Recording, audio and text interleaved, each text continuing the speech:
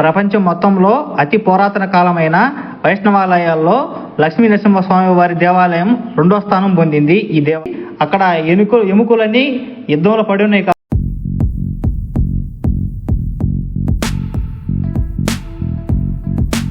Hello friends, మీరు చూస్తున్నారు శ్రీ లక్ష్మీ నరసింహస్వామి వారి దేవాలయం అన్నమాట. భక్తులందరూ చాలామంది వచ్చారు. ఈ మే 21వ తారీఖు సందర్భం ఏమిటంటే స్వామివారి కళ్యాణ మహోత్సవానికి చాలామంది భక్తులు వస్తారు. చేమకుర్తి మండలం, ప్రకాశం జిల్లా, గోనుగుంట గ్రామం అనమాట. చేమకుర్తి నుంచి 5 కిలోమీటర్లు ఉంటుంది.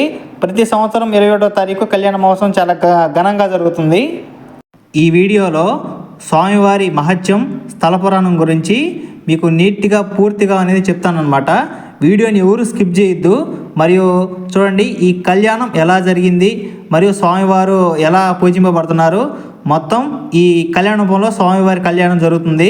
అది ఒకసారి మొత్తం పూర్తిగా తెలుసుకున్న తర్వాత మనం ఆలయంలోకి వెళ్ళి ఆలయం మొత్తం చూస్తూ ఆయన స్థల పురాణం మరియు మహత్యం గురించి పూర్తిగా మాట్లాడుకుందాం. లక్ష్మీ నరసింహవారి స్వామి వారి గురించి మాట్లాడుకుందాం అనమాట. ఇప్పుడే దర్శించుకుందాం. భక్తులందరూ ఈ టైంకి వస్తూ ఉన్నారు. 11:30 నుంచి 12 దాకా బాగా వస్తారన్నమాట భక్తులు. ఇప్పటిదాకా మీకు చూపించిన కళ్యాణ మండపంలో స్వామివారి కళ్యాణ మహోత్సవం బాగా జరుగుతుంది. చూడండి, స్టార్ట్ చేశారు. కళ్యాణ మహోత్సవం పొద్దున్నుంచి మధ్యాహ్నం దాకా జరుగుతుంది కాబట్టి ప్రతి ఒక్కరూ స్వామివారిని గర్భగుడిలో దర్శించుకొని వచ్చి కళ్యాణ మహోత్సవం పూర్తిగా వీక్షిస్తూ ప్రతి దంపతులందరూ ఇక్కడ స్వామివారి మహోత్సవంలో నీట్గా పాల్గొని కళ్యాణ మహోత్సవానికి వచ్చిన భక్తులందరూ స్వామివారిని దర్శనం చేసుకొని ఒకసారి కళ్యాణ మండపంలో స్వామివారి కళ్యాణం ఎలా జరుగుతుందో వీక్షించుకొని తర్వాత మధ్యాహ్నం అన్నదాన కార్యక్రమం లేదా అన్నదాన ప్రసాదం స్వామివారిని పుచ్చుకుంటూ స్వామివారి మళ్ళీ కళ్యాణ మహోత్సవానికి వచ్చి పూర్తిగా అయిపోయిందాక స్వామివారి ముఖద్వారం నుంచి మనం లోపలికి వెళ్తూ స్వామివారిని దర్శించుకుంటూ గుడి స్థలపురం గురించి మాట్లాడుకుందాం రండి.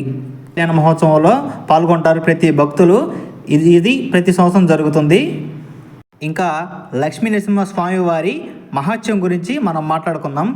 ఇక్కడ మే 21వ తారీఖు ప్రతి సంవత్సరం కళ్యాణ మహోత్సవం బాగా జరుగుతుంది.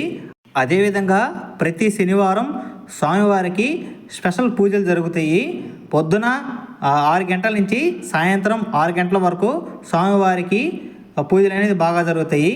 ఇక్కడ స్వామివారి మహత్యం ఏంటంటే తులసి మాలతో ఆయనకి పూజ అనేది జరిపిస్తే, అర్చన అవన్నీ మొత్తం జరిపిస్తే కోరికలు అనేది త్వరగా తీరుతాయని, ఇలా నెరవేరుతాయని భక్తుల నమ్మకం. నరసింహస్వామి ఉగ్రస్వరూపం ఎక్కిన తర్వాత హిరణ్యకశిపుడి రాక్షసుని వధించిన తర్వాత మరియు స్వామివారి కోపంతో కొండలన్నీ తిరిగి ఇక్కడ ఎనికపాడనే ఒక గ్రామం ఉంది. అక్కడ రాక్షసుల వేదన ఎక్కువ ఉంటే వాళ్ళని చంపేసి అక్కడ ఎముకలన్నీ యుద్ధంలో పడి ఉన్నాయి కాబట్టి ఆ ఊరు ఎనికపాడం గ్రామంగా ప్రసిద్ధిగాంచింది. అక్కడి నుంచి స్వామివారు నడుచుకుంటూ గోనుగుంట గ్రామంకి వచ్చాడనమాట. ఇక్కడ గోశాల అనే ప్రదేశంలో స్వామివారు ఒక పుట్టలో వెలిసాడనమాట. అప్పటి నుంచి ఇప్పుడు దాకా అఖండం అనేది వెలుగుతూ వచ్చింది ఇక్కడ గోనుగుంట గ్రామంలో నరసింహస్వామి దగ్గర. ఈ స్వామివారి స్థల పురాణం ఇంకా చెప్పుకోవాలంటే ప్రపంచం మొత్తంలో అతి పురాతన కాలమైన వైష్ణవాలయాల్లో లక్ష్మీ నరసింహస్వామి వారి దేవాలయం 2వ స్థానం పొందింది. ఈ దేవాలయం ఇక్కడ గోనుగుంట గ్రామంలో మనం ఇంకొక విషయం గురించి మాట్లాడుకోవాలంటే ఏంటంటే నరసింహస్వామి కాదు, శివాలయం కూడా ఉందన్నమాట. గోనుగుంటలో అతి పురాతనమైన శివాలయం కూడా ఉంది. 300 సంవత్సరాల నుంచి స్వామివారిని ప్రతిష్ఠ చేశారనమాట గోనుగుంటలో.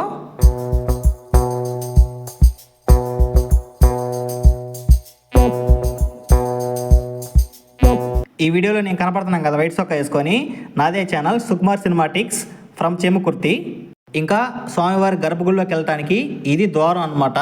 ఇక్కడ నుంచి స్వామివారి గుళ్ళోకి వెళ్ళి పూజా కార్యక్రమాలన్నీ ఇంటికి చేర్చుకొని అదే ద్వారం నుంచి బయటకు వస్తారు జనాలు. చూడండి, దర్శనంకి వెళ్ళడానికి అన్ని పకడ్బందీగా చేశారు.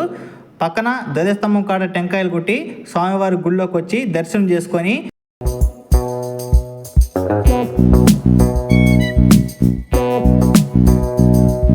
ఓం నమో లక్ష్మీ నరసింహస్వామి నమః. మీరు కూడా ఇక్కడ స్వామివారిని దండం పెట్టుకున్నట్టు మనసులో స్మరించుకొని బయటికి రండి. నేను కూడా బయట నుంచి మీకు వీడియో అనేది క్లారిటీగా చెప్తాను. ఇంకా బయట కొన్ని 2 గుళ్ళు ఉన్నాయి, చూడాల్సిన ప్రదేశాలు ఉన్నాయన్నమాట. స్వామివారి ప్రదక్షిణ చేస్తూ కొద్దిగా ముందుకెళ్తే స్వామివారి కుడిపక్క ఆంజనేయ స్వామి దోతగా చిన్న విగ్రహం ఉంటుంది అనమాట గుళ్ళో. ప్రదక్షిణ చేసేటప్పుడు ఆ స్వామి చుట్టూ కూడా తిరిగి గంట కొడతా ప్రదక్షిణ అనేది పూర్తిగా చేస్తారు. కొంతమంది తిరిగిన వాళ్ళు ఏంటంటే స్వామి గుడి చుట్టూ తిరగకుండా ఆతని వెళ్ళిపోతారు, అలా వెళ్ళకూడదు. ఆంజనేయ స్వామి చుట్టూ తిరిగిన తర్వాత స్వామి నరసింహస్వామి గుడి చుట్టూ ప్రదక్షిణ అనేది చేయాలన్నమాట. ఇలా చేస్తే బాగుంటుంది. అందుకని గుడి అక్కడ చిన్న విగ్రహంలా అక్కడ ప్రతిష్ఠించారనమాట దోతగా బయట. ఇంకా వెళ్దాం పండి, చిన్నగా స్వామివారి ప్రదక్షిణ అనేది మనం చేస్తా. గుడి గురించి ఇంకేదన్నా మర్చిపోతే మాట్లాడడానికి ట్రై చేస్తాను. ఇటు సైడ్ వచ్చేసరికి ప్రదక్షిణ చేసేటప్పుడు గర్భగుడి ఎలా ఉంటుందో చూడండి. పూర్తిగా పైన విష్ణు చక్రం ఉండి కలశం కూడా చాలా అందంగా ఉంది. స్వామివారికి ఇంకా పెయింట్ అనేది వేయలేదు, పూర్వకాలం నుంచి అట్నే ఉంది గుడి. పెయింట్ వేస్తే బాగుంటుందని నేను అనుకుంటున్నాను.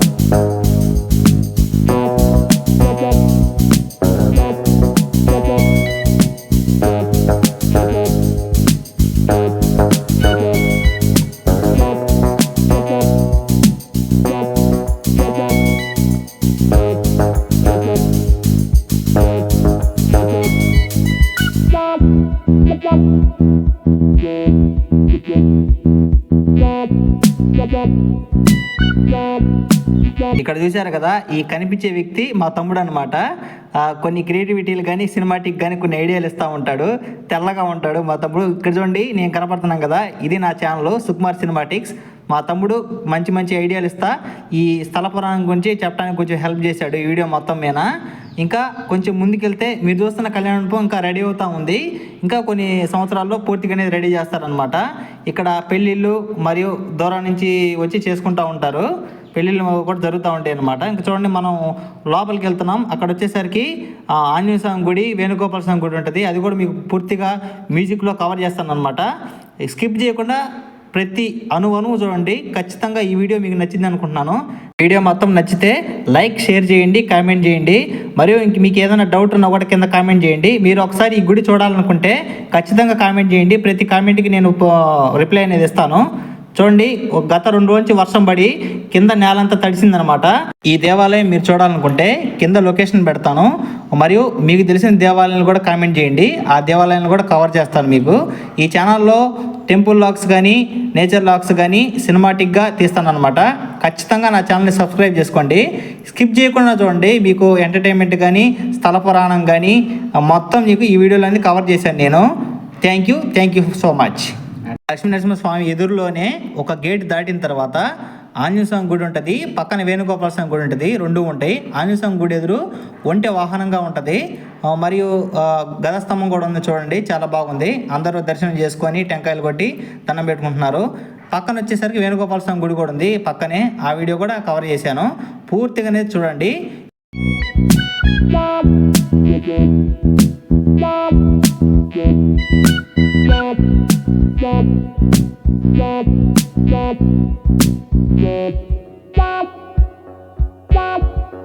చూడండి, మా తమ్ముడు మళ్ళీ కామెడీగా వచ్చేసాడు. ఇక్కడ గోపురం కాడ కూర్చొని మనం మొత్తం వీడియో అన్నీ తీసేసి ఇక్కడ అలసిపోయి కూర్చున్నాడు. ఏం అర్థం కాక ఇప్పుడే డైరెక్షన్ చెప్తా ఉన్నాడు. ఆంజనేయ స్వామి గుడి ఇలా తీయాలి, వేణుగోపాల స్వామి ఇలా తీయాలని చిన్నగా చర్చించుకున్నాం అన్నమాట మేము ఇద్దరం. నాది ఛానల్లో వైట్ సొక్కలో ఉన్నాం కదా, నాది ఛానల్ సుకుమార్ సినిమాటిక్స్. ఈ అబ్బాయి మా తమ్ముడు. మీ ఇద్దరం కష్టపడి వీడియోస్ అన్నీ చేస్తాం అనమాట. మేము ఇద్దరే కష్టపడతాం, ఎవరిని ఇన్వాల్వ్ చేయని అనమాట. మీకు పక్కా ఎంటర్టైన్మెంట్ అనేది అందించడానికి మేము ట్రై చేస్తాం అనమాట. మోస్ట్గా ఖచ్చితంగా ఈ వీడియోని చూసే ప్రతి వాళ్ళందరూ కామెంట్ చేయండి. ఏ ఊరి నుంచి వచ్చారు, మీది ఏ విలేజ్, కింద మెన్షన్ చేయండి. మీకు గుడి చూడాలనిపిస్తే కింద లొకేషన్ కూడా పూర్తిగా పెడతాను. Thank you so much. ఇంకా వీడియో వెరిఫికేషన్ మొత్తం వీడియో ఎలా ఉంది మొత్తం క్లియర్గా గమనించండి అనమాట. లొకేషన్ కానీ, నేచర్ కానీ, చుట్టుపక్కల నుంచి మా ఓడి వీడియో చేస్తుంటాడు. చూడండి, నేను చిన్నగా పైన ఒక చక్రం అనేది అనమాట, దిగ్బంధన చక్రం లాగా ఒకటి ఉంటుంది. అది చూడండి ఎలా ఉంటుందో దిగ్బంధన.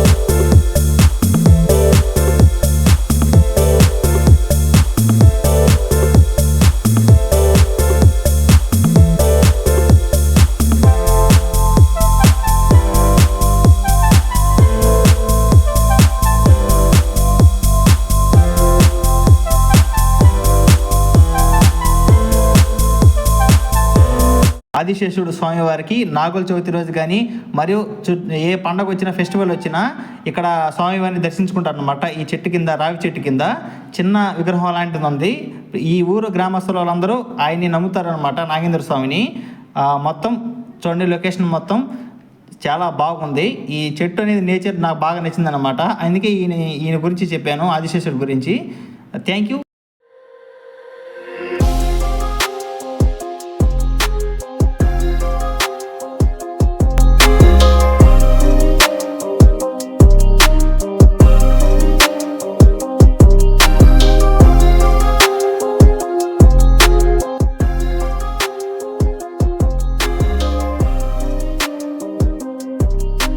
Subscribe Sukumar cinematics channel, Chemakurthi Telugu vlogs. Thank you.